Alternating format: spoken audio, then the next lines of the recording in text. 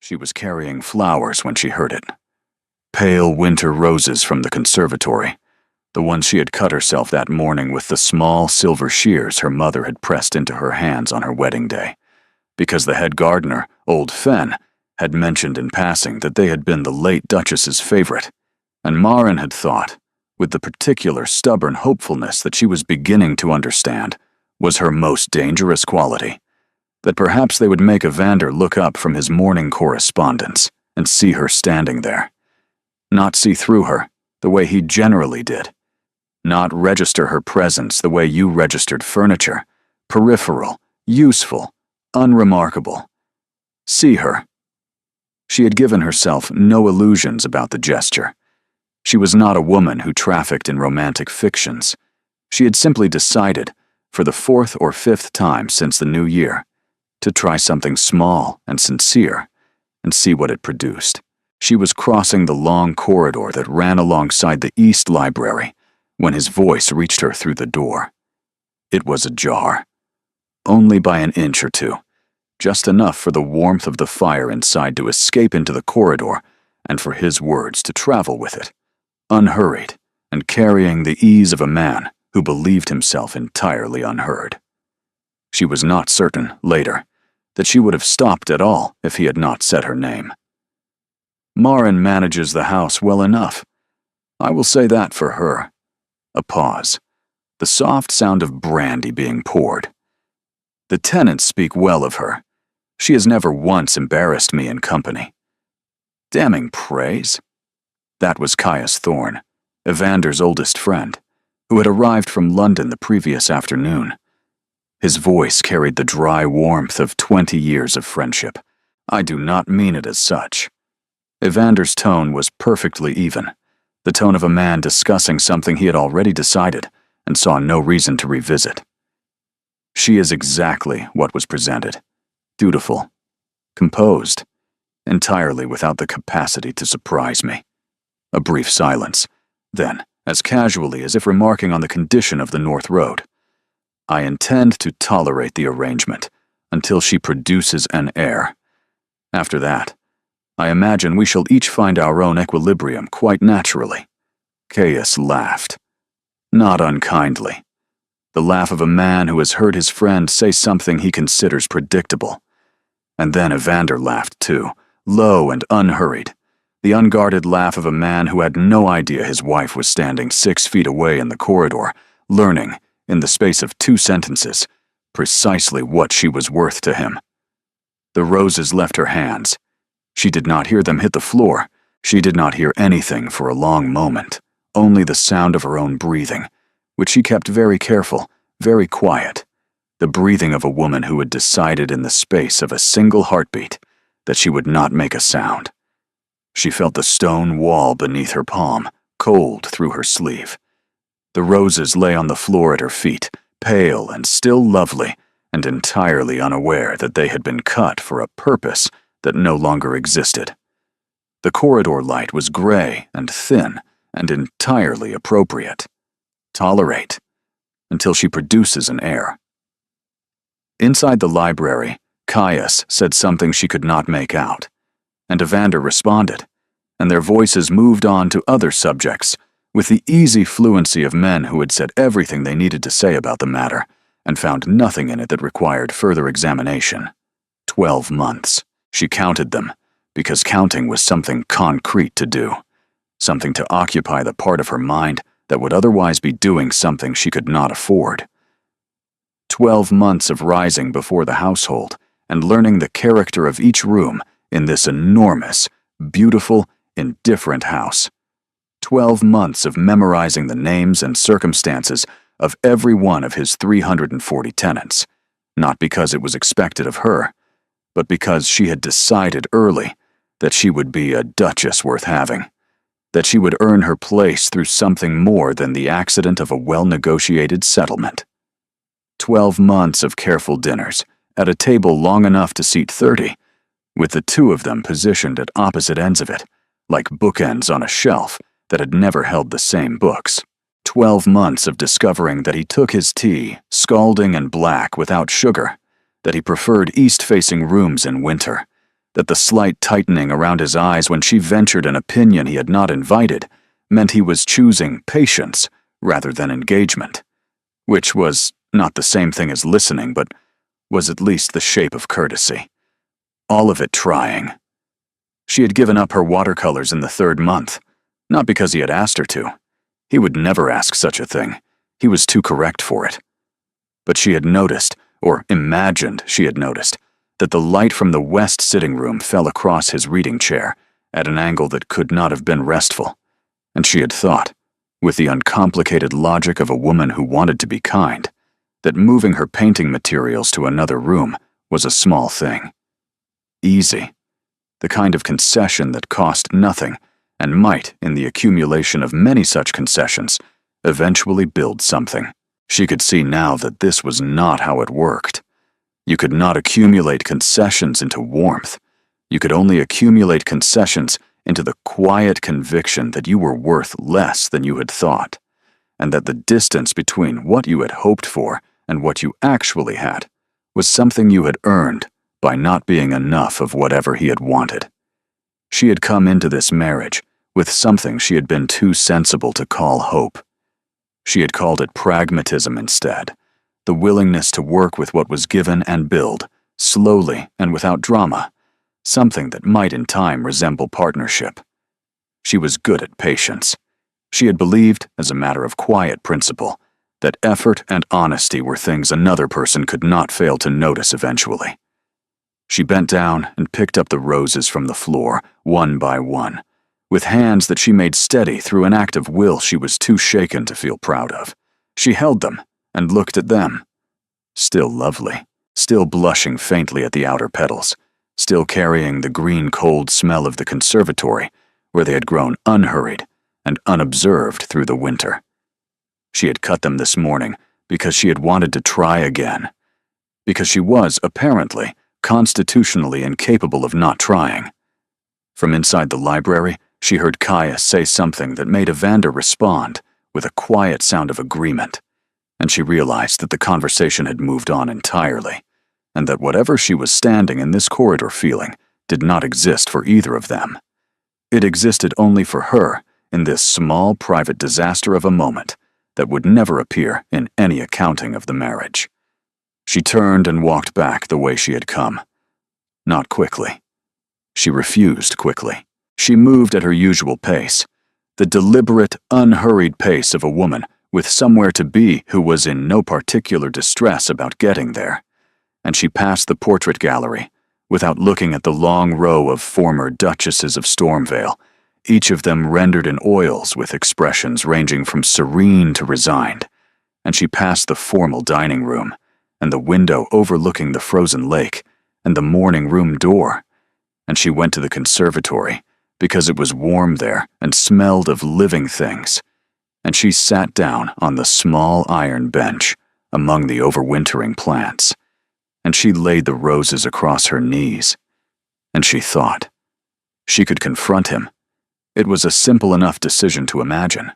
She could walk back to that library door and open it, and let Evander Cray see on her face what his words had produced. He would be horrified. He was too well-bred not to be. He would produce an apology, precisely worded and entirely sincere in its correctness, and Caius would find a reason to look elsewhere, and Evander would be more careful in future about where he said such things. And absolutely nothing would change. He would close back over it the way cold water closes over a dropped stone, smooth and undisturbed, and she would be left in precisely the same place she was now, except with the additional humiliation of having let him see that she cared. She would not do that. She looked at the roses in her lap. She looked at the glass walls of the conservatory, fogged with warmth against the January cold, and the bare garden beyond them, and the pale sky above that. She thought about the woman she had been attempting to be for 12 months, the careful, accommodating, quietly hopeful woman who cut flowers for a husband, who did not notice them, and surrendered rooms without being asked, and told herself that patience was not the same thing as erasure. She could leave her here, not the house, not the marriage, Nothing as dramatic or impossible as that. But this particular version of herself, this woman who had been trying so hard to be loved that she had forgotten to simply be, she could leave her on this bench among the overwintering plants and become something else. Something that gave him exactly what the contract required, and precisely nothing more. If she was going to be tolerated, she would be tolerated on her own terms. She set the roses on the bench beside her. They would brown within a day without water. She found she could not bring herself to do anything about that. She stood, smoothed her skirts with steady hands, and walked toward the stairs. That evening she wore the deep blue gown that she had not worn since before the marriage because it drew attention, and she had spent 12 months trying to take up no more space than necessary. Tonight, she did not think about space. She came downstairs at exactly the appointed hour, took her place at her end of the long table, and was everything he had named her: composed, pleasant, efficient. She answered where answering was expected. She smiled at Caius Thorne's observations about London, which were genuinely amusing, and agreed with what required agreement, and contributed to the conversation with the precise calibration of a woman who knew exactly how much of herself she was choosing to reveal and had chosen very little. It cost her nothing. That was the revelatory part. All the effort she had spent calibrating and adjusting and trying had produced nothing that this effortless surface could not replicate exactly. She looked at Evander twice during the meal. Both times she found him looking back, not the usual glancing acknowledgement of a man registering the general presence of his wife. Something more deliberate than that, something that had a question at the back of it, though she could not have said what the question was, and did not particularly intend to answer it. She returned to her wine. After dinner, she wished them both a pleasant evening, and climbed the stairs to her rooms, and closed the door, and stood at her window in the dark, looking at nothing, feeling, for the first time in longer than she could name, entirely and completely herself. Which was, she thought, the strangest and most terrible discovery the day had produced. She had not understood, until she stopped trying, how completely the trying had unmade her. 3 days settled into the pattern she had decided upon, and she found, to her own faint surprise, that it held. She rose at her usual hour. She managed the household with the same attentive efficiency she had always brought to it, because the household had nothing to do with her feelings about Evander, and the tenants were not responsible for what she had heard in that corridor. She rode out across the estate each morning on the gray mare she had bought herself in September, because Evander's stables ran to hunters, and she had no interest in horses bred only for speed. She returned calls, supervised menus, wrote correspondence, received the housekeeper's reports. She performed every function of a Duchess of Stormvale with the same competence she had always had, but without the invisible weight of wanting it to mean something. That weight, she discovered, had been enormous. She had not known it was there until it was gone, the way you do not understand how much a headache costs you until it lifts and you can think cleanly again. The low, constant vigilance of a woman trying to be enough had been so familiar that she had mistaken it for simply being herself. Now, without it, she moved through the house with a lightness she had not felt since before her wedding day, and she found this more unsettling than the grief had been. The grief had made sense. The lightness required a different kind of reckoning. She took her watercolors back to the west sitting room on the second morning. She carried them from the morning room, where she had stored them, and set up her board at the window, with the good light, and she painted for 2 hours without thinking about whether she was inconveniencing anyone. The view from that window was the frozen lake and the bare tree line beyond it, and she worked on the quality of light on the ice, the way it was neither silver nor white, but something in between that required mixing, and she was absorbed enough that she did not hear footsteps in the corridor until they stopped. Evander was in the doorway. She did not startle. She finished the stroke she was making and looked at him with the pleasant composure she had decided was the only expression she would allow herself in his company, and said, Good morning. He looked at the painting board, at the paints arranged on the small table beside her, at the window, then at her. I did not know you painted, he said. She held his gaze very steadily. I have painted since I was 9 years old. Something moved across his face, brief and unreadable. He had not known, because she had been doing it in the morning room for the better part of 9 months, since she had quietly removed herself from this room to avoid inconveniencing him, and he had not noticed the absence. She watched him absorb this without being certain he had understood it. He was an intelligent man, but intelligence did not guarantee attention, as she had some evidence of by now. Of course, he said, and left. She turned back to the window. The light on the ice was precisely as she had been working on it, patient and pale, and not yet fully resolved. She allowed herself to feel nothing about the conversation at all, which took slightly more effort than she would have preferred. The fourth day brought a letter from her cousin Petra, written in the sprawling, energetic hand of a woman who thought in paragraphs and had no patience for brevity. Dearest Marin, I am coming to Stormvale. I have already written to your husband, because I knew you would say yes, and saw no reason to wait for formality. I arrive in a fortnight. I am bringing the spaniel. I am also bringing my unfiltered opinions, and I expect to be properly housed and lavishly entertained. Your affectionate and entirely self-invited cousin, Petra. Marin read it twice and felt something in her chest that she recognized, with some relief, as uncomplicated joy. Petra Aldwell was the only person in the world who knew her without effort, the way some people know the back of their own hand, without having to think about it, or navigate it, or make it comfortable for anyone. She was warm and loud and wickedly observant, and she would take one look at Marin and know, without being told, that something had shifted, and she would not let that go unexamined. Under normal circumstances, Marin would have found this prospect faintly alarming. Right now, she found it necessary in the way that water was necessary. She wrote back immediately. Come as soon as the roads allow. Come faster than that. That evening at dinner, she told them. Caius brightened at the mention of Petra's name, which Marin noted, but did not remark on.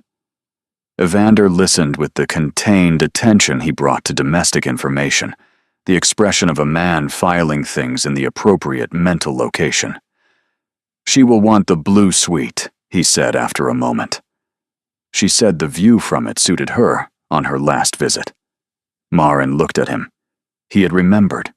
A passing preference expressed by a guest 18 months ago before their marriage, and he had retained it. She turned this fact over carefully, the way you turn over something that might be significant and might simply be the unremarkable operation of a good memory, and she decided that she did not know which it was, and that it did not change what she had heard through the library door regardless. That would be very kind, she said. Thank you. She returned to her dinner. Her hands beneath the table were not entirely steady, and she found she resented him for that.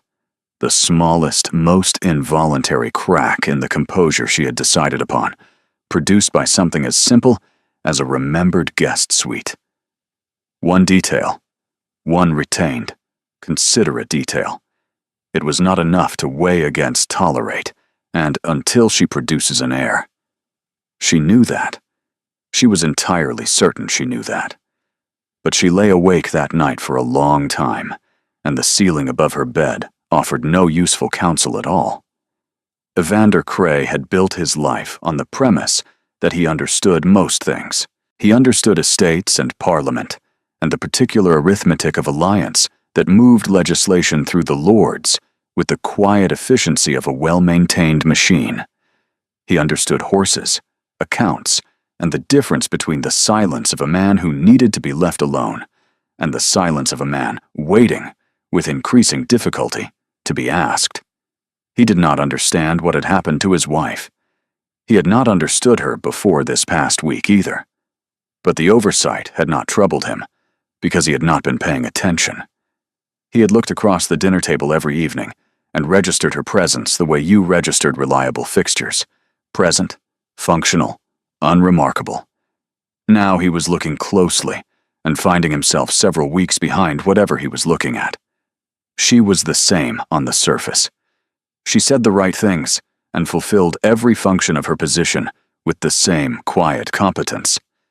She was not cold or rude or distant in any way he could name.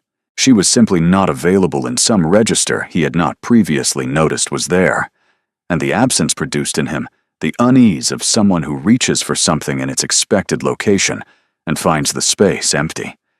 He mentioned it to Caius the morning before Caius departed for London, in the oblique way of a man who wants to raise a subject without appearing to raise it.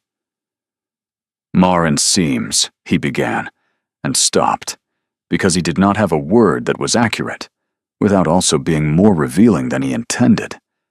Caius had known him for 20 years, and was not deceived by the oblique approach. "Different?" he offered. "Something of that nature." "Different how?" Evander looked out the window at the grounds, where his wife was at that moment crossing the lawn toward the stables in her pine-colored coat, moving with the unhurried purpose that he was realizing, somewhat late, was characteristic of her. "I cannot say precisely." "Have you asked her?" He looked at his friend. "Right," Caius said, with the particular neutrality that meant he had several more things to say, and was choosing not to say them in this moment. He reached for his hat.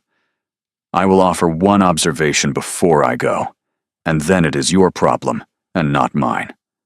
Whatever you believe you have in that house, Evander, make certain you actually have it, before you spend 20 years acting as though you do." He left. Evander stood at the window and watched the carriage go down the drive, and did not immediately move. The house was quieter with Caius gone. It had always been quieter than it should have been, the silence of two people occupying the same space, with careful, elaborate courtesy, and very little else. He had not found it oppressive before. He found it oppressive now. On the third morning after Caius's departure, he went to the west sitting room for a book he had left there, and found Marin at the window with her painting, and he stopped in the doorway because she had not heard him, and he had a moment, unobserved, to look at the scene properly. She was entirely self-contained. She sat with the posture of a woman comfortable in her own company, the brush moving in small certain strokes, her attention given wholly to the work before her. She was not performing composure the way she sometimes was at dinner, the quality of pleasant attention that he had begun to recognize as a deliberate construction. This was simply her, unobserved, and she looked, he thought with some discomfort, considerably more at ease than she ever looked in his presence. "What are you painting?" he asked. She turned without startling and tilted the board slightly toward him. The frozen lake, the pale tree line, the particular quality of January light on ice. It was good, better than good. There was genuine understanding in it, the way the light sat on different textures differently, something that could not be taught, and was simply either present in a person or not. "You have a gift for light," he said, because it was true, and he had been raised to say true things. She looked at him directly then, with those gray eyes that he was beginning to understand were considerably more observant than he had given them credit for being. "Thank you," she said, composed, pleasant. Returned immediately to her work. He found his book and left, and stood in the corridor for a moment longer than was necessary, with the inconvenient sensation of a man who has been living in a house for a year and has only just noticed that one of its rooms contained something worth looking at. That afternoon, the post arrived. Among the letters was a card from a Lord Florian Voss, newly returned from the continent, who had taken the lease on Chetwell Park 4 miles east, and wrote to introduce himself to his neighbors. He enclosed a separate note for the Duchess, which the footman brought to Marin in the morning room. Evander did not ask what it said. He was in the study when the footman returned, and he went back to his correspondence, and he was doing very well at not thinking about it until he passed the morning room door 20 minutes later and saw Marin reading the note at her writing desk. She smiled, the involuntary, genuine kind, there and gone in a moment. Evander walked on. Florian Voss. The name stayed at the edge of his attention for the rest of the afternoon. He did not know the man. He was already certain he was going to find that inconvenient. Florian Voss arrived on a Thursday, which Petra later said she had known would be significant, because Thursdays were the kind of day when unexpected things happened, a theory Marin found entirely without logic, but chose not to argue with, because Petra's theories about the days of the week were a permanent feature of her character, and not something that responded well to rational counter-argument. He was younger than she had expected, perhaps 32, with the particular ease of a man who had spent 3 years on the continent acquiring a Polish that English society generally took a decade to produce. He had dark eyes and a quick, apparently genuine smile, and he arrived with excellent manners and a box of Italian chocolates for the Duchess, which he presented with such uncomplicated warmth that Marin's first coherent thought was simply, "This is what it feels like when someone is actually pleased to meet you." She brought him to the drawing room. Petra was already installed there with her spaniel, who inspected Florian's boots with the thoroughness of a customs official, and Florian crouched down to greet the dog with the unself-conscious ease of a man entirely unbothered by animals, which made Petra give Marin a fractional lift of her eyebrow that meant she was reconsidering her initial assessment. He noticed the landscape above the fireplace almost immediately. "This is quite extraordinary," he said, moving closer to look at it with the focused attention of someone who actually knew how to look at paintings, not the polite, performative attention of someone going through the motions. "The handling of the light on that ice is unlike anything I have seen from the English school." He turned. "Who painted it?" "I did," Marin said. He looked at the painting again, then at her, with the uncomplicated delight of a person who has discovered something unexpected and is genuinely pleased about it, rather than simply obliged by courtesy to appear so. "I spent 3 years in Florence," he said. "In that time, I met perhaps 4 painters who understood winter light the way this does. You have a real gift, Duchess." She had been told this before. Evander had said it, standing in the doorway of the west sitting room, in a tone she had spent several days trying and failing to categorize. But Florian said it differently. He said it as though it mattered that she knew. They talked, and the talking had more weight and direction than the usual careful excavations of a first acquaintance. He told her about Florence and the particular quality of October light over the Arno, which she had never seen and could easily imagine, and about Chetwell Park and his plans for the kitchen gardens and the south-facing wall, on which subject she had opinions that she offered plainly, and he listened with his full attention, and then disagreed with one of them on grounds that were actually intelligent. The disagreement was the thing that convinced her he was real. People performing attention agreed with everything and waited for the next opportunity to seem interested. Florian Voss argued with the comfortable confidence of someone who assumed she was capable of holding her own, and she found, to her quiet relief, that she still was. Petra watched all of this from her chair by the window, with the particular expression she used when she was cataloging information for later examination. Evander arrived at 20 minutes past 4. She heard his voice in the hallway first, the unhurried, authoritative tone of a man returning to his own house, and then he came through the drawing room door and stopped, barely perceptibly, as he took in the scene. Florian rose and extended his hand, with the confidence of a man comfortable in any room. "Duke of Stormvale, Florian Voss. I have taken Chetwell Park." "Mr. Voss." Evander shook the offered hand. His gaze moved briefly to Marin, then back. "I have monopolized your wife for the better part of an hour," Florian said, with a smile that managed to be simultaneously apologetic and entirely unapologetic.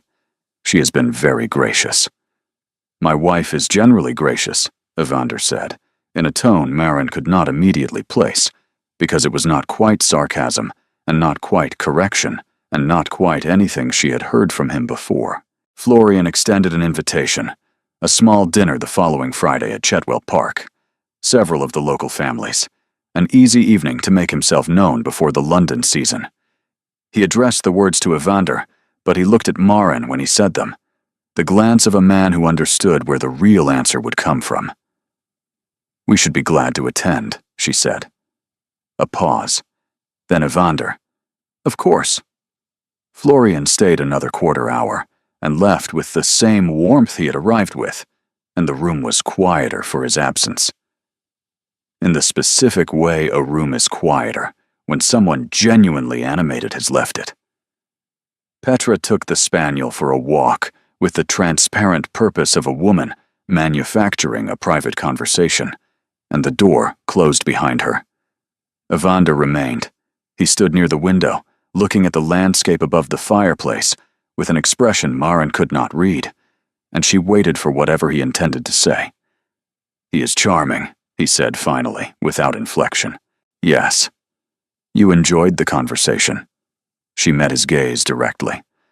"I did. He is interesting and he listens, which is not as common as one might hope." She had not meant it as an accusation, but she did not retract it either. Another pause, long enough to have a shape. "Good," he said, and left. She stood alone in the drawing room, holding the box of Italian chocolates, and turned over that single syllable the way you turned over a coin to discover which side faced up. Good. Not indifferent. Not dismissive. Not the brisk, functional monosyllable of a man moving on to the next item on his mental ledger. Something with a texture to it that she could not quite name, and the fact that she was examining it at all told her more about her current state than she particularly wanted to know. She set the chocolates on the table and went to stand by the window. The grounds were still and pale in the late afternoon light, the frozen lake a flat gray in the distance, and she looked at it without really seeing it, and thought about the fact that Florian Voss had spent 3 hours in this house, and made her feel, for the duration of those hours, like a person worth the full attention of a room. When Petra returned, she sat across from Maren with the deliberate patience of a woman who had decided a conversation was going to happen properly. "He stood in the doorway," she said without preamble, "for 30 seconds before anyone noticed him. Your husband, watching you laugh at something Mr. Voss said." Maren did not ask what Evander had looked like, watching. "One dinner," she said, "at Chetwell Park. That is all it is." Petra smiled with the serenity of someone who already knew where things were going. "Of course," she said. "That is all." The dinner at Chetwell Park was a small, well-arranged affair, 8 people around a table that was exactly the right size for 8, which Maren noted as the first evidence of a host who actually thought about the mechanics of social comfort. Florian had invited the Pembroke family from the village, a retired naval captain and his wife, the local vicar and his quiet, observant wife, and Maren and Evander, and he had placed them all with the easy competence of a man who had been managing rooms for years. He seated Maren across from himself, which Evander noticed and said nothing about. The evening moved well from the start. The food was good, and the wine was better, and Florian was a host who managed the conversation the way a skilled conductor managed an orchestra, drawing out the quieter voices, redirecting the louder ones, ensuring no one felt invisible or forgotten. Maren found herself contributing more freely than she generally did at social occasions, her opinions offered with an ease she had nearly forgotten she possessed, and she was aware, in some peripheral way, that this was simply what happened when a room made you feel that what you said was wanted. It was Captain Hale, 3 seats down, who said something dismissive about the newer crop rotation methods, calling them fashionable nonsense without practical substance. And Maren, who had read extensively on the subject through the long Stormvale winters because she had inherited her father's genuine interest in agricultural management, said pleasantly that she thought the evidence was more nuanced than that, and offered 2 specific examples. Captain Hale looked at her with the politely surprised expression of a man who had not anticipated specific examples from a young duchess. "What my wife is referring to," Evander said from the other end of the table, with the calm certainty of a man who had been attending to every word spoken in that room, "is the Linfield trials and the Ashworth comparison from the last Agricultural Review. Both of which, as it happens, support her point rather precisely." There was a brief, recalibrating silence. Captain Hale conceded with good grace. The conversation moved on. Marin looked at her husband. He was already turned to Florian beside him, his expression attentive and composed, giving away nothing. But he had read the agricultural reviews. He had read them carefully enough to cite specific papers by name in support of an argument she was making, which meant he had been listening to her across that long table. On the evenings, she had assumed he was simply enduring. She did not know what to do with that, so she placed it in the part of her mind reserved for things that were potentially significant and required calm attention rather than immediate conclusions, and she finished her dinner. Florian watched the exchange with an expression that was difficult to read precisely, something attentive and slightly recalculated, and he said something warm and easy to Marin about her knowledge of the subject, and she thanked him, and the evening continued. Evander said nothing further on the topic, but Marin was aware, in the particular way she was becoming aware of things she had previously overlooked, that he was watching. Not watching Florian. Watching her, the way you watched something you were trying to understand and could not quite arrive at, and were not ready to stop trying. When Florian refilled her wine without being asked, and leaned slightly closer to hear what she was saying to Mrs. Pembroke on her left, and when Evander saw this and set his own glass down with a quietness that was somehow too deliberate to be entirely casual, she filed that too, in the same careful place, for later consideration. In the carriage home, with the dark pressing against the windows and only the sound of hooves on frozen road, Evander was quiet, and she was quiet, except that the quality of the silence was different tonight from what it had been in every carriage ride before it. She became aware of his hand on the seat beside her, not reaching for hers, simply resting on the leather an inch from her glove, close enough that she was aware of it, with a disproportionate, specific attention that made no sense and was entirely real. She did not move her hand. He did not move his. "You spoke well tonight," he said, quietly, to the window. She looked at him. Captain Hale was wrong. He was, and you knew it precisely, which is not the same as being willing to say so in company. He paused. "You generally are." She absorbed this. He had noticed that about her, specifically noticed it, and retained it, the way he had retained Petra's preferred guest suite and the contents of the agricultural journals. "You did not need to intervene," she said. "I was managing." "I know you were." Another pause. "I wanted to." She turned to look at him properly in the darkness. His expression was quiet and difficult to read, the expression of a man who has said something he meant and is waiting, without any obvious anxiety, to see what comes next. "Why?" she asked. He looked out the window. "Because you were right," he said, and did not elaborate, and the carriage rolled on, and the hooves were the only sound, until they reached Stormvale, and he handed her down from the carriage with his usual correct courtesy, and she went to her room. She sat at her writing desk for a long time without writing anything. He had read the journals. He had wanted to defend her point. He had said her name in the corridor of the morning room last week, with a weight she had not been able to account for, and his hand had been an inch from hers on the carriage seat for 20 minutes, and neither of them had moved. And she was increasingly and inconveniently aware that she did not actually know what any of it meant. She thought about Florian Voss, who looked at her with open, uncomplicated attention, and made the wanting simple and clean and without consequence. She thought about how easy it had been, in his company, to remember what it felt like to simply be a person someone was glad to know. She thought about the inch of space on the carriage seat, his hand not reaching, simply there. The silence between them on the drive home, which had felt less like absence and more like something she did not yet have the right word for. She did not reach any conclusion that was useful or safe, and eventually she went to bed.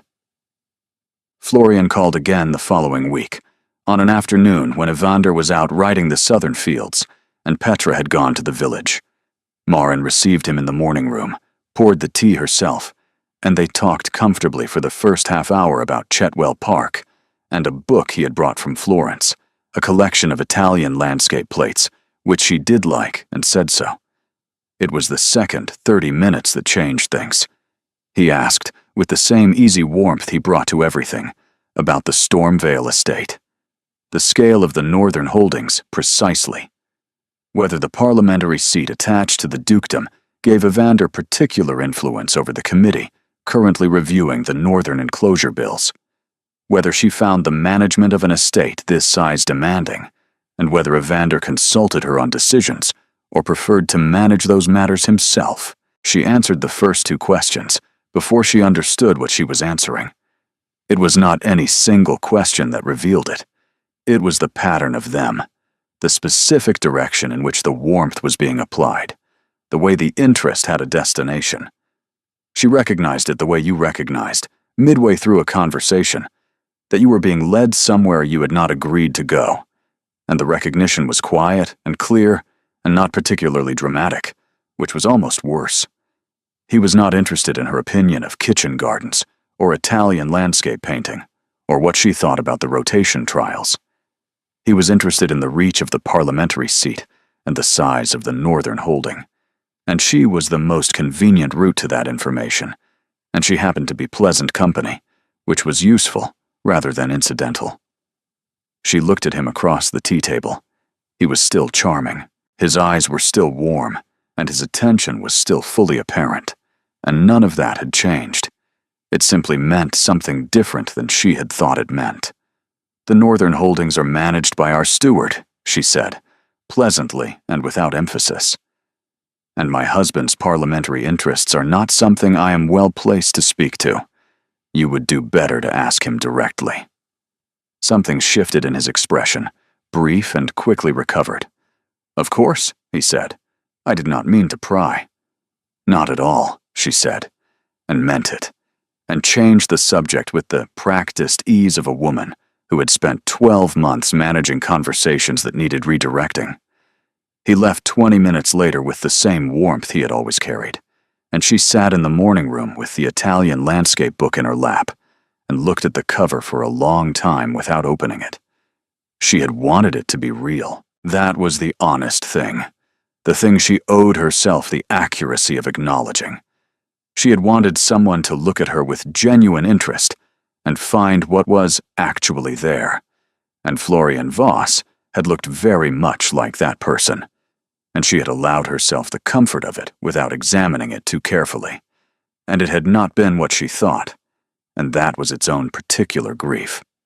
Nothing catastrophic, nothing she could not carry, but grief regardless. The way the end of a thing you wanted is always grief, even if the thing was never quite yours. She heard Evander's horse on the drive 20 minutes later. He came to the morning room doorway, still in his riding coat, and she looked up. "Mr. Voss called this afternoon," she said. "He asked about the extent of the northern holdings and Evander's committee work. I told him he would need to speak to you." Something in Evander's expression went very still. "I am perfectly well," she said, before he could speak. "I am not in need of either an apology on his behalf or a lecture on my own judgment." "I was not going to offer either," he said quietly. She looked at him. "I was going to say," he stopped. His jaw worked. "I am sorry that you hoped for something genuine and found it was not." The simplicity of it reached her in a way she had not been prepared for, because she had been braced for something manageable, and this wasn't manageable. This was just accurate, and accuracy in this particular moment was its own kind of undoing. She looked at the book in her lap. "Thank you," she said. He stood in the doorway a moment longer. "He's not," he said carefully, "the only person in this house who has been paying attention." He left before she could answer. She sat for a long time after, the book unopened, the winter light shifting slowly across the floor, and she thought about what he had said and what he had not said. He is not the only person in this house who has been paying attention. She turned it over carefully, as she turned over everything now, because she had learned in the past weeks that the things she dismissed too quickly were often the things that mattered most. And she did not know, yet, what to do with a husband who had been paying attention all along and had simply not found a way to say so, and a version of herself that had stopped looking for the evidence. The conservatory was cold at midnight, not the biting cold of the grounds outside, which had been pressing against the glass all winter and settling at the margins of the room, but a different kind, the kind that accumulated in an unwatched space after the fires were banked and the household had gone to bed. Maren sat on the iron bench among the overwintering plants, with her knees drawn up, wrapped in the shawl she kept by her bedroom door for this kind of sleeplessness. She was not reading or painting, or she was sitting in the only room in Stormvale that smelled of living things and waiting for the quality of her thoughts to improve. She heard him before she saw him. Footsteps in the outer corridor, the particular unhurried step of a man who was not in a hurry, and then a pause at the door, and then Evander came in carrying a candle. He was fully dressed, which meant he also had not been to bed, and he looked at her on the bench for a moment without saying anything. "You could not sleep," he said finally. "No." He came in and closed the door behind him, and set the candle on the potting bench, and sat down on the wooden stool beside it, which was not made for sitting on, and which he appeared not to notice. He looked around the room in the candlelight, at the overwintering ferns, and the bare rose canes, and the darkness pressing against the glass. "My mother used to come here," he said, "in the winters. She said it helped her think." She turned toward him. He had not spoken of his mother more than once in their marriage. She had learned the loss from his sister's letters that she had died when Evander was 17, and she had stored the fact carefully in the particular place she kept things too important to approach without preparation. "Was she a gardener?" Maren asked. "No. She simply liked things that were alive." He paused. "She would have liked you, I think. She had opinions about drainage, and she was not embarrassed by them." The words settled in the candlelight with the weight of something unplanned. Maren looked at the rose canes. "Evander," she said, and stopped, because she had not yet decided what came next. "I know," he said. She looked at him. "What do you know?" He was quiet for a moment. His hands rested loosely between his knees, and his eyes were on the floor with the expression of a man who was choosing his words more carefully than usual, but choosing them, not managing them. "That this is not what you hoped for," he said. "This marriage. That I have not been what you hoped for, and that I have known this for some time and said nothing about it, which is its own particular kind of failure." The directness of it was so unlike everything that had preceded it that she sat very still and waited to see if more was coming. "Caius told me, before he left, to make certain I had what I thought I had," he said. "I have been thinking about it since. What I concluded was that I have been managing this marriage the way I manage everything else, as a set of functions to perform correctly, and that you deserved considerably better than correct, and I was aware of that, and I chose correct anyway, because it was easier." She kept very still.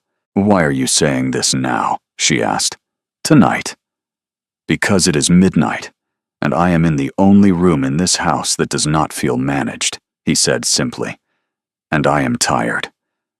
I am tired of the distance I keep manufacturing, and I think you are tired of it too, And I don't want to spend another 12 months watching you be smaller than you are, because I was not willing to say a plain thing plainly." She looked at her hands.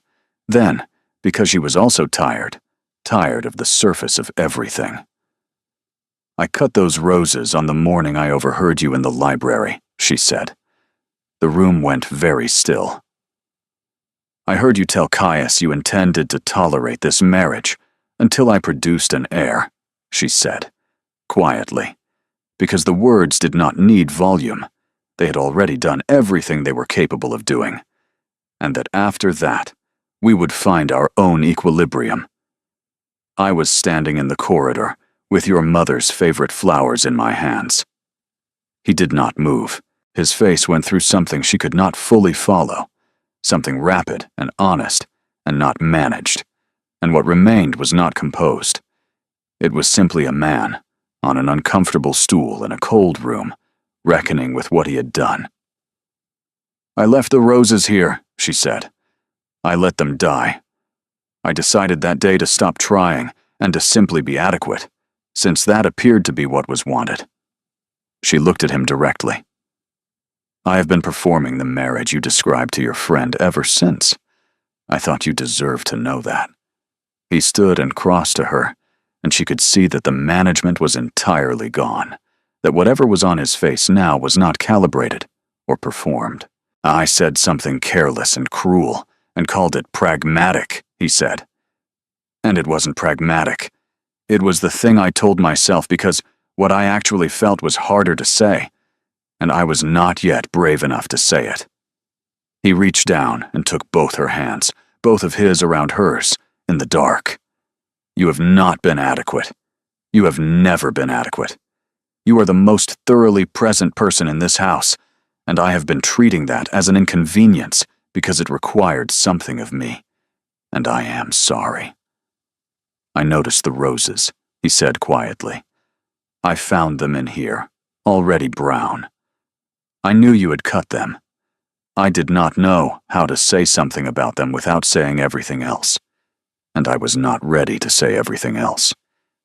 She turned to look at him. His face in the candlelight was the most unguarded she had ever seen it, and she understood that this was who he was underneath the management. This man who noticed brown roses and came to the conservatory at midnight and did not know how to say the plain thing until he had been driven to it. He leaned forward and kissed her. Not the dutiful kind, something entirely different. Something that was an apology and a question and an admission all at once. And she sat very still for one heartbeat, and then kissed him back, because she was tired, and he was here, and some part of her had been waiting, without knowing it was waiting. When they separated, his forehead rested briefly against hers in the cold room. "This changes nothing," he said, in the voice of a man saying the careful thing, because he did not yet know how to say the true one. She looked at him in the candlelight. "I know," she said, and went inside. Morning came with the particular indifference of mornings, after things that cannot be undone. She descended at her usual hour. Evander was already at the table with his correspondence, and rose when she entered, as he always did.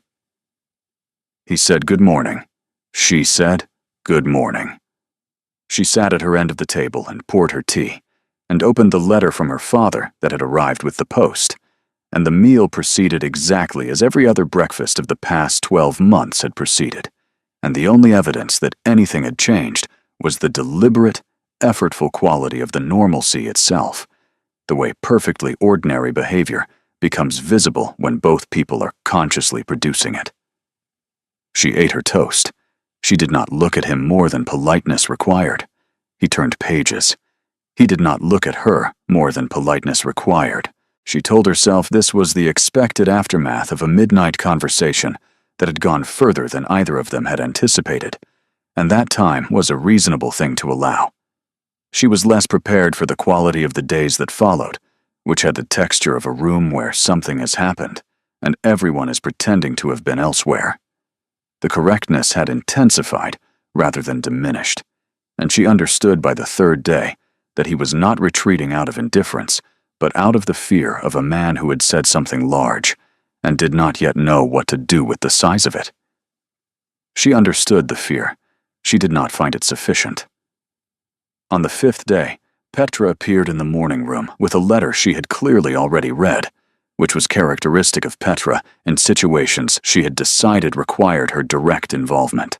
"Mrs. Pembroke wrote to her sister in London," she said, without any preamble, setting the letter on the writing desk. "Said the Stormvale marriage was one of those arrangements. Said Voss had been paying you pointed attention at the Chetwell dinner. Said Evander looked uncomfortable about it." She paused. The sister shared it. Widely. Marin set down her pen. "Caius has apparently written to Evander already," Petra continued, "though I cannot tell you what he said." Marin looked at the window. Outside the grounds were pale in the February light, the lake beginning to show the first faint dark lines at its edges, where the ice was starting to think about releasing. "How much of it is untrue?" Petra considered with her usual directness. "The arrangement part is simply accurate. The Voss part is a selective truth. The part about Evander looking uncomfortable is, I believe, the most precise sentence in the letter." Marin looked at her cousin. "What did you think when you saw it?" "I thought," Petra said carefully, "that the county had observed something real and drawn an incorrect conclusion from it. What they saw was distance. What they do not know is that the distance has been closing." She paused. "Has it been closing? After the conservatory?" Marin was quiet for a moment. He has been very correct since. "Correct is not closing." "No," she agreed. "But I think it is fear. I think he said things he meant and did not know what to do with having meant them, and he has been managing the aftermath rather than acting on it." She paused. "I am not willing to wait indefinitely for him to find his courage." "Good," Petra said. "I would be disappointed if you were." Florian called that afternoon. She had assumed, after the morning room conversation 3 weeks earlier, that he would allow things to settle. He arrived at 4 o'clock with the confidence of a man who had decided on a course of action, and the footman showed him in before anyone had a reason to redirect him. She received him in the drawing room, alone, and he was warm for 10 minutes, and then said, with the directness she had once found refreshing, "I understand there is some talk in the county about the nature of your marriage." "There is talk in every county about every marriage," she said pleasantly. "I want you to know," he leaned forward slightly, "that whatever your arrangement with Stormvale, you have options. A woman of your quality and intelligence should not spend her life in something that doesn't value her." She looked at him. She considered the questions he had asked about the parliamentary committee and the northern holdings, delivered with the warmth of genuine interest. She thought about what it felt like to believe you were being seen, and what it felt like to discover you were simply being assessed for what you represented. The Italian landscape book he had brought came to mind, beautiful and unopened in her lap, and what that had told her about the difference between a gesture and a thing. "Thank you, Mr. Voss," she said pleasantly. "I do not require alternatives. And I will tell you plainly that your interest in the estate's parliamentary position has been rather more visible than you may have intended. I am not offended. But I would ask that we dispense with the performance of concern." Something shifted in his expression, quickly recovered. "You are more forthright than I expected." "Yes," she said. "I generally am." She offered her hand. "I hope Chetwell Park suits you." He nodded with reasonable grace and left. Evander appeared in the doorway 40 minutes later. He looked at the empty room and at her sitting in it. "He called," she said. "He offered alternatives." "I know. I heard him leave." He remained in the doorway. "Did you consider them?" She looked at her husband steadily. "No." Then, before he could retreat into the studied normalcy of the past 5 days, "Evander, we cannot go on with this. The conservatory happened. Things were said and something was done, and nothing has been addressed since, and I am not willing to continue as though it did not occur. She paused. I told you in the conservatory what I heard in the library. You told me things you have apparently not known how to say for 12 months. And then you said, it changes nothing. And you have been performing that statement ever since. And I think we both know it is not true. Something in his expression shifted, the particular quality she was beginning to recognize as the moment before honesty arrived. No, he said, quietly. It is not. He went to Florian Voss the following morning. Maren did not know this until Petra told her, and Petra had learned it from the groom who had seen Evander take the Chetwell Road at 9:30, which was not his usual route and not his usual hour for riding. He was gone for nearly 2 hours. When he returned, he came directly to the morning room without removing his coat, which told her something about the urgency of whatever he had decided. I spoke to Voss, he said. She set down her brush. I did not ask you to. No. He remained standing, still in his outdoor coat, as though he had not decided to stay. I went because he has implied to you, twice now, that you were poorly served and that he could offer something better. He was not wrong about the first part. He was entirely wrong about the second, and I wanted him to understand that clearly. She waited. I told him that his interest in the estate's parliamentary connections had not been as subtle as he believed, Evander said, and that if he continued implying the Duchess of Stormvale was in any way available to alternative arrangements, I would make clear to every family in the county the precise nature of what he had been calculating since the day he arrived. He said he had no such intention. I suggested he make certain that remained the case. He paused. He asked me, before I left, whether I was defending my honor or defending my wife. I told him I was defending my wife. The room was very quiet. Petra had said to Maren that morning, quietly, while they were still at breakfast, there is a difference between a man who defends his honor and a man who defends his wife. The first is protecting himself. The second is choosing her. She had said it without looking up from her letter, in the manner of a woman delivering information she considered relevant and leaving the recipient to make of it what she would. Petra is astute, Evander said, when Maren relayed this. She is. Maren looked at him carefully. What did it cost you? To say those things to him. To say them, I had to be clear about what you are to me, he said, meeting her eyes, which meant being clearer about that than I have been to you. And that is not something I am proud of. He paused. I told him you were not available to alternatives, of any description, because you are not a woman in an unfortunate arrangement who requires rescue. You are my wife, and I have been a poor one, and I intend to remedy that, and his particular variety of interest is not welcome here. She absorbed this. Why did you tell Caius what you told him? She asked. The words about tolerating me. When you said them, did you believe them? He was quiet for long enough that the answer was clearly not a simple one. I told myself I believed them, he said, because they required nothing of me. The honest answer is that I had married a woman I did not know how to approach, who was capable and patient and genuine, and who came into this house and tried every day to build something real, and I did not know how to deserve that trying. So I put a name on the marriage that made it something I did not have to try for. His voice was even, but she could hear the effort in the evenness. I knew while I was saying it that it was a kind of cowardice. I chose it anyway. She stood.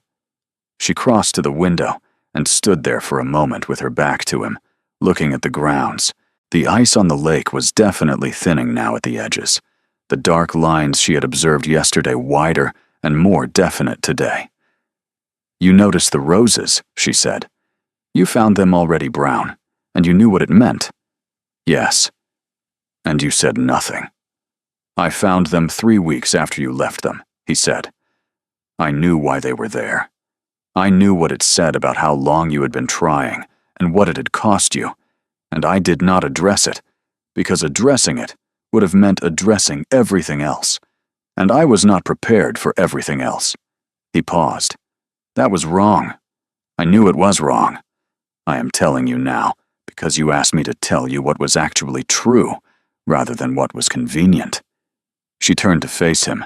What was actually true, she said, is what I need you to tell me. About everything.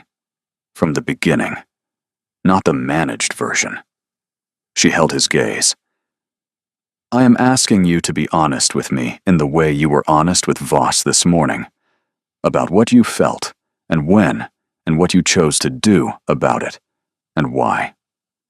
He looked at her for a long moment, and she could see the decision being made, the familiar hesitation, and then the choice, the same choice she had watched him make in the conservatory at midnight, which seemed each time he made it to cost him slightly less than the time before.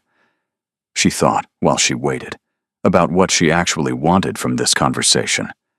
Not the apology, which she had already received. Not the partial explanation she had been gathering in pieces over these past weeks. She wanted the whole of it, the beginning and the middle, and the part that had produced 2 sentences in a library corridor. She wanted to understand who he had been then and who he was now. She thought she deserved that answer, and she intended to have it. She was not, she realized, afraid of what he might say. Come inside, she said. Take off your coat. Tell me. He told her.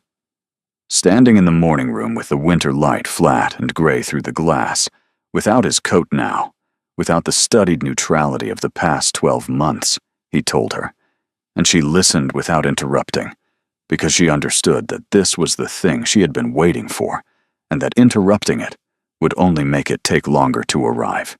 He had noticed her immediately, not in the way of attraction alone, though that had been there too, but in the deeper way of someone who had expected to receive something and found himself given something entirely different.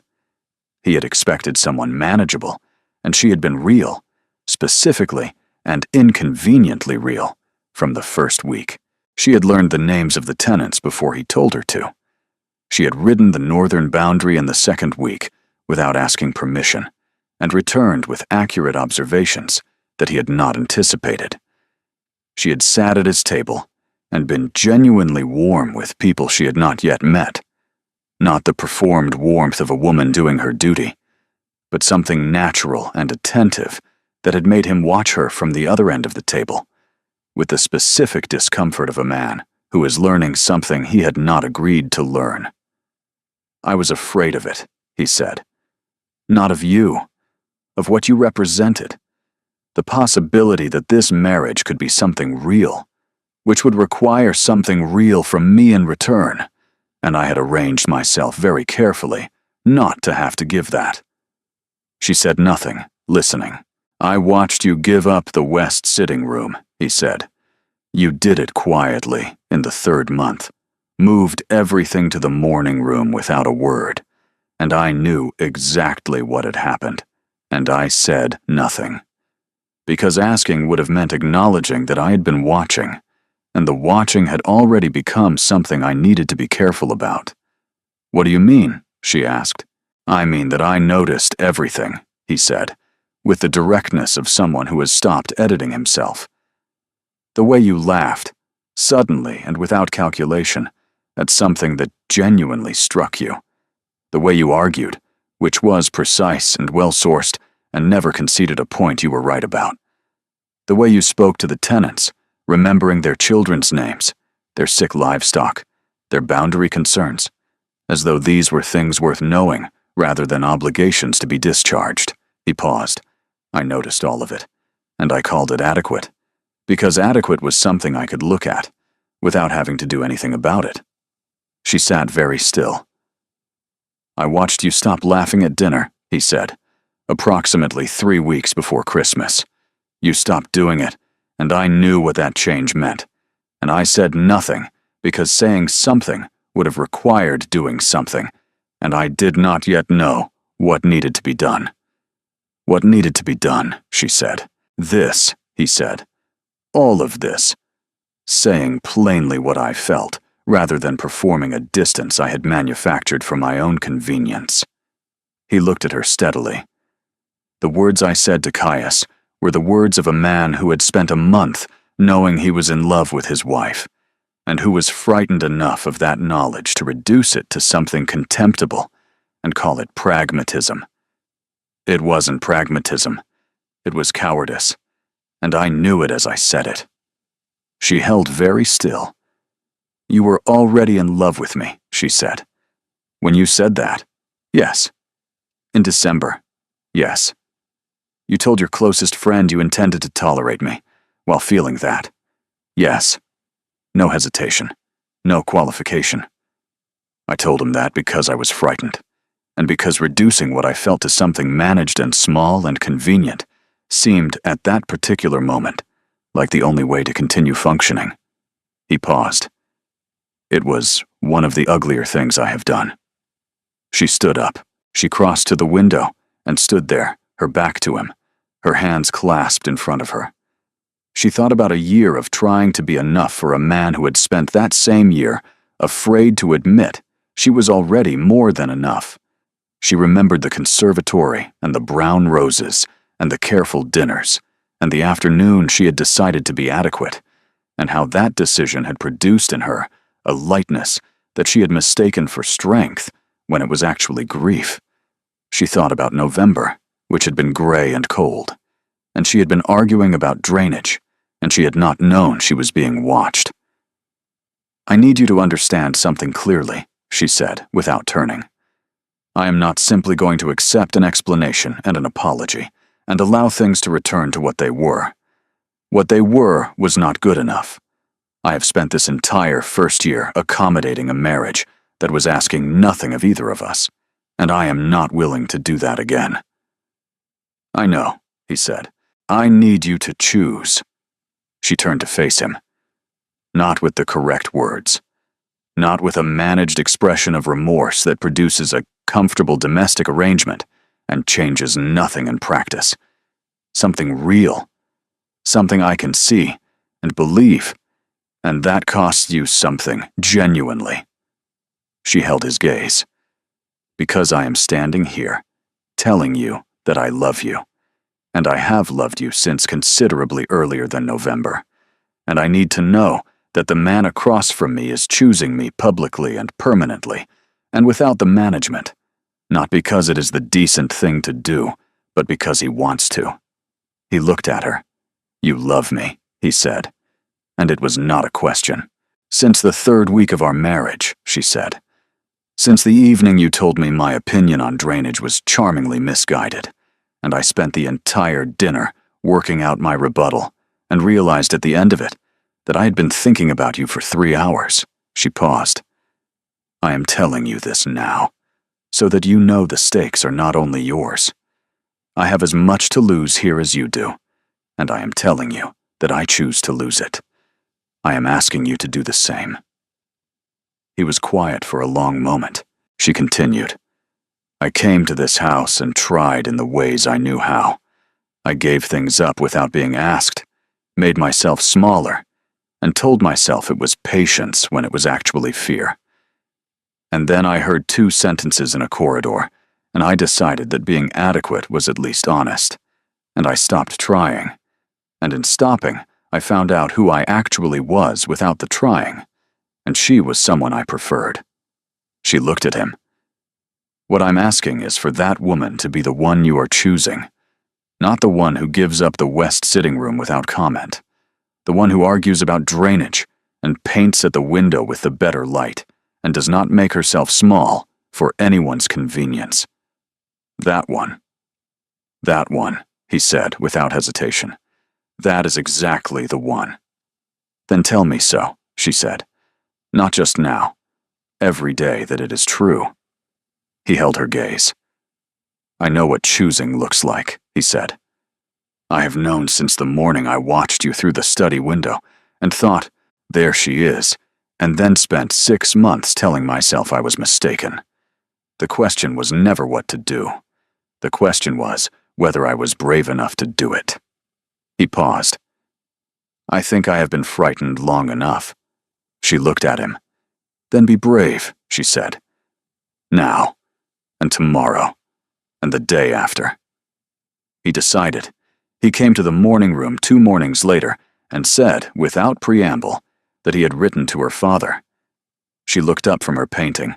I told him that his daughter had been inadequately served in the first year of this marriage, he said, and that the fault was mine, and that I intended to remedy it with full transparency about what had gone wrong and why. He paused. I told him that I had treated a genuinely capable woman as a function of the marriage, rather than as the person she was. That I had been aware of this, and had chosen it for convenience. That he deserved to hear that plainly. He looked at her. I did not ask your permission first. I acted on the understanding that you had asked me to choose something real, and this seemed real. I am telling you now, so you are not surprised. She set down her brush. What else did you say? I told him I intended to spend considerably more effort on being a husband worth having, and considerably less on being a correct one. He paused. He may make of that what he wishes. She stood. She walked to the window and stood there for a moment, looking at the grounds. The thaw had progressed noticeably in the past week. The lake dark and fluid now at the edges. The lawns beginning to show the first faint green at the roots of the grass. He will come, she said. I expect so. I told him he was welcome whenever he wished. She looked at him over her shoulder. He was standing in the center of the room, with the studied ease of a man who has made a decision and is prepared to live with it. And she thought about a year of opposite ends of tables, and careful distance, and adequate, and about the morning room window in November, and the drainage argument, and the fact that he had been watching for longer than she had known. Caius is coming, she said. Yes, this afternoon. I asked him because he was in the East Library when I said what I said, and I want him to hear from me, in my own house, what I actually think, not as a formal statement, simply as a fact that he should have. He paused. And because I want you to hear me say it in front of someone who knows both of us well enough to understand what it costs. She turned to face him fully. Say it now, she said, before he comes. To me first. He crossed the room and stopped in front of her, close enough that she was aware of him, with the specific attention that had been growing since a carriage ride in November, when she had first noticed the inch of space between his hand and hers.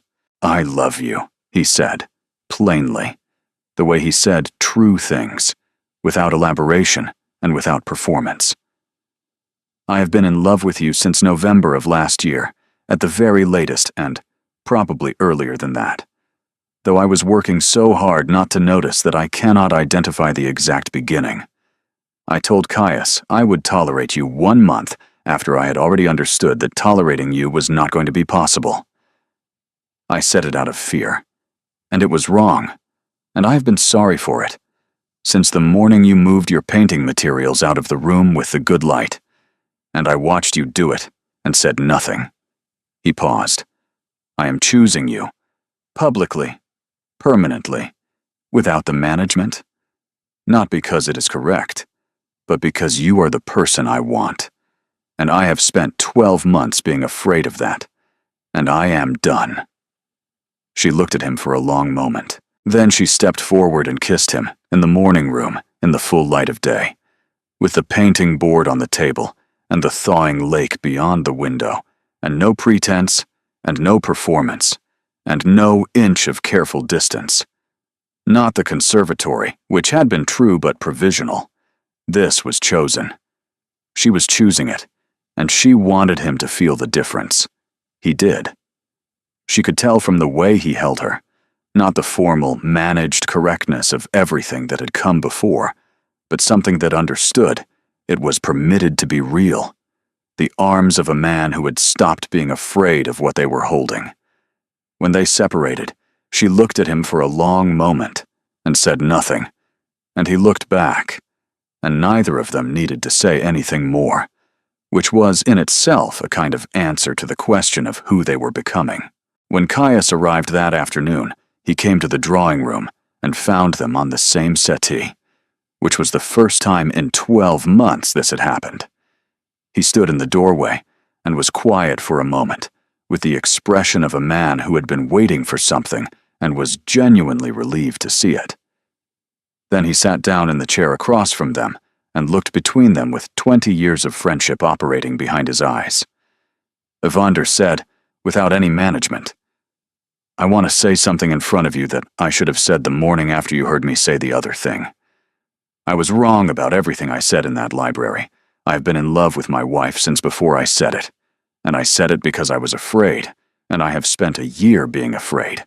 And I am telling you now because you should know, and because she should hear me say it in front of someone who understands what it costs." Caius looked at Marin, then back at Evander. "I owe you an apology, Duchess. I heard what he said, and I didn't think carefully enough about what it would mean if it reached you. You told him to make certain he had what he thought he had," she said. "That was enough." "Barely," Caius said. "Yes," she agreed, "but barely was sufficient." 3 things happened in the fortnight after Caius Thorne came to Stormvale.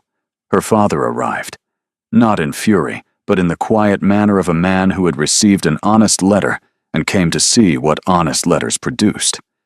He sat with Evander for 2 hours. When he came to find Marin in the conservatory, he asked one question. She said yes. He nodded and embraced her, and said nothing further, because her father had always understood that some things only required one word. Florian Voss sent a note to say he had given up the lease on Chetwell Park. She read it and set it in the grate. And Evander moved her painting materials back to the west sitting room. He did it himself, without telling her in advance, so that she came in from her morning ride to find the board at the window, with the light she had always preferred. He was in the doorway when she turned. "The light was always better in here," he said. "Yes," she said. "It always was." They were learning each other, not the managed version in which she had memorized his surfaces and called it knowledge, but the actual process of discovering what another person was made of when they stopped performing. He was funnier than she had known, with a dry, specific humor that arrived quietly after the moment and was better for it. He was warmer with his tenants than he appeared at a distance. He had opinions about Italian painting that he had never mentioned because no one had suggested they would be welcome. He came to the conservatory some evenings, without ceremony, and they occupied the same room without talking, and the silence was entirely different now. Not an absence, but a shared thing. She was still angry, at intervals. She thought she was entitled to that, and he did not ask her to apologize. On those evenings, he simply looked at her, with an expression that said he knew what she was thinking, and was not going anywhere, and after a while she found that this was enough. On a morning in late February, he came to find her with his coat on. "The north drainage," he said. "I thought you might want to come." She went. They rode out across the estate together in the February light, the ground soft now and beginning to breathe after the long freeze, and she told him what she thought, and he listened and agreed with one part and argued the other, and she argued back, and somewhere in the second field she heard herself laugh, the sudden, unstudied kind, and he looked at her, when it happened, with the expression she had seen for the first time by candlelight in the conservatory, and she understood it now for what it was. "I have been reading the agricultural reviews," he said on the way back, "since November, when you mentioned the rotation trials at dinner, and I didn't know enough to respond. I did not want to not know enough." She looked at him for a long moment and said nothing, because some things did not need to be said to be heard. That evening she found him in the conservatory, which had become, gradually and without discussion, the room where they said true things. He was looking at the new rose canes she had planted in January, which were just beginning to show the first faint suggestion of green at the tips. "They are coming," she said. "Yes." He looked at her. "I have been thinking about what you said, about which version of me is real. She waited. All of them are real, he said. The man who managed from a distance, and the one who was afraid, and the one who said something unforgivable to his oldest friend. But the one I intend to be is this one, the one who tells you what is true and does not manufacture distance, and chooses you every day in full view and without the management. He paused. That is the version I am choosing to be. Not because it is required of me, because it is who I actually am when I stop being afraid. She reached across and took his hand, and he held it. And outside the conservatory glass, the Stormvale grounds were dark and quiet in the winter night, and somewhere at the edges of the lake, the ice had given way entirely to water. 2 years later, Maren stood in the entrance hall on an afternoon in January, watching snow fall through the high windows. She was thinking about corridors, about one specifically, and pale winter roses, and 2 sentences that had unmade her, and then, at considerable cost, remade her into something considerably sturdier. She thought about this the way you thought about the worst thing that had happened to you once you were far enough from it to see it clearly, with the complicated gratitude of a person who understood that the wound had been real, and the healing had also been real, and that you needed both to arrive where she had arrived. Evander came to stand beside her, still carrying a letter from the study. You were thinking about the corridor again, he said. She looked at him. How do you know? You get a particular expression, angry and grateful at the same time. Yes, she said. I was thinking that I almost did not stop. I might have walked past that door without stopping, and the rest of the year would have been different. Better, perhaps. No, worse. I would have gone on trying to be adequate, and you would have gone on managing from a distance, and we would have arrived eventually at some comfortable equilibrium and called it a good marriage and been entirely wrong about what good meant. She paused. The worst thing that happened to me in this house was the beginning of everything real in it. I have made my peace with that. He folded the letter and set it on the hall table. I think about November, he said, watching you through the study window. I think about knowing then and doing nothing for 6 months. You did something eventually. Not nearly soon enough. She reached up and touched the scar along his jaw, the one she had learned the history of from his sister. We are here now, she said. He turned his head and pressed his lips to her palm, and she understood this about him now, that he said some things without words, and that she had learned to listen for them. From the drawing room, she could hear Petra's voice, telling someone with conviction that the snow would last until Thursday. She took Evander's hand. He held it with the ease of a man who had stopped calculating the gesture, which was all she had ever wanted, and they went to join their family in the warm room, and outside the snow fell on the south-facing wall where the roses she had planted in October were sleeping, waiting for spring. Some loves were not easy, and were worth it precisely because of that. She had learned this in a corridor, holding flowers, and she would not have changed it. She was, finally, simply herself, and that was more than enough. If this story found you at the right moment, then you already understand what it was really about. Not a marriage saved by one grand gesture, but one rebuilt by small, true ones. The painting board moved back to the window, the drainage written out together, the hand taken, not for anyone watching, but simply because it was wanted. Subscribe and ring the bell, because there are more stories waiting here. More loves that had to break before they could become real. Thank you for being here.